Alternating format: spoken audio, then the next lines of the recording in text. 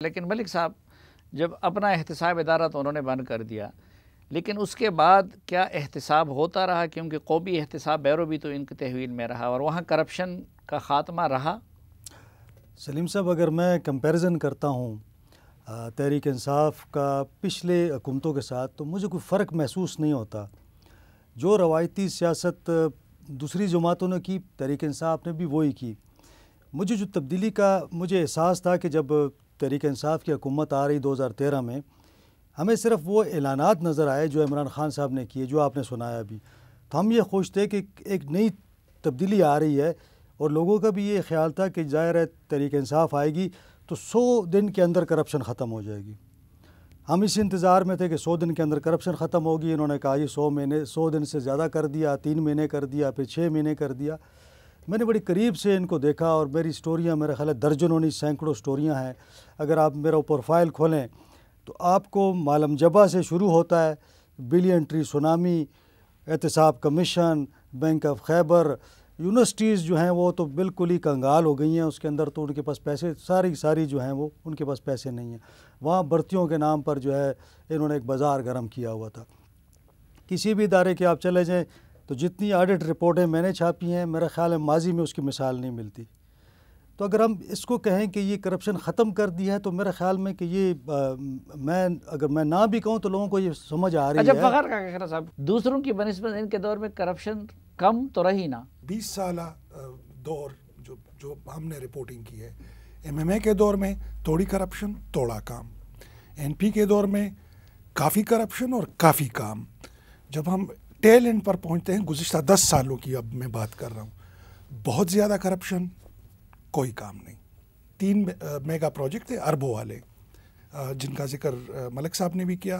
BRT नेब में case, open and shut case, खुद इनकी अपनी टेक्निकल कमेटी की रिपोर्ट मौजूद है। बिलियन ट्री सुनामी, इनका जो लोगों को पता है कि ये NP के दौर से भी बदतर रहा कि काम नहीं और करप्शन ज़्यादा। देखिए अब जब हम देखते हैं तो NP का दौर उस लिहाज से कि जिस तरह मैंने जिक्र ये भी बताया कि काफ़ी करप्शन हुए, लेकिन ये भी बताया कि काफ़ी काम भी हुआ है, क्योंकि बाहर से पैसा आ रहा था, यूसेट का पैसा था, धड़ाधड़ यूनिवर्सिटीज़ बन रही थी। हालांकि वो ये कहते हैं कि भाई हमें जान का ख़तरा था, उसके बावजूद हमने डिलीवर किया। जिस तरह मैंने MMA के दौर में उस तरह काम भी नहीं हुआ और करप्शन भी उसी तरह होती। करप्शन उससे बढ़ के हुई, काम उससे कम हुआ। मैंने तीनों का आपकी क्या राय है? खैबर पुख्तनख्वा की जहाँ तक बात है, मैं काका खेल साहब से एग्री करूँगा।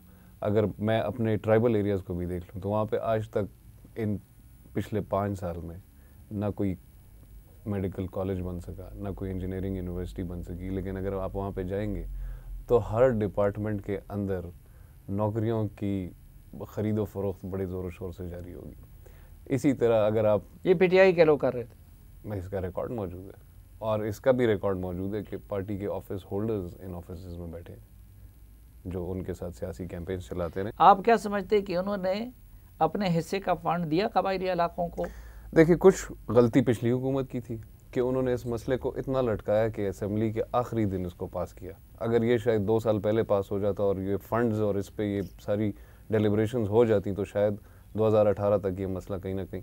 उसके बाद जब PTI की हुकूमत आई तो 3 साल तक NFC के लिए कोई मीटिंग कबायली इलाके के लिए नहीं बुलाई गई। तो वो पैसे तो कबायली इलाकों को आज तक नहीं मिले। वो कर्ज़ एक है, जो भी फेडरल हुकूमत आएगी उसके ऊपर ये कर्ज़ रहेगा कबायली इलाकों का। लेकिन उसके अलावा इनके जब आप बजट डॉक्यूमेंट्स देखते हैं हर साल, तो वो कहते हैं हमने शायद पिछली हुकूमत से ज़्यादा पैसे दे दिए। वो पैसे किताबों में तो आ जाते हैं, लेकिन अगर आप एट द बैक एंड उनकी यूटिलाइजेशन चेक करें तो उसकी कैपेसिटी शायद इतनी कैपेसिटी नहीं है। उसमें 20%, 17% फंड लग रहा है और 80 और 70% फंड लैप्स होकर वापस जा रहा है।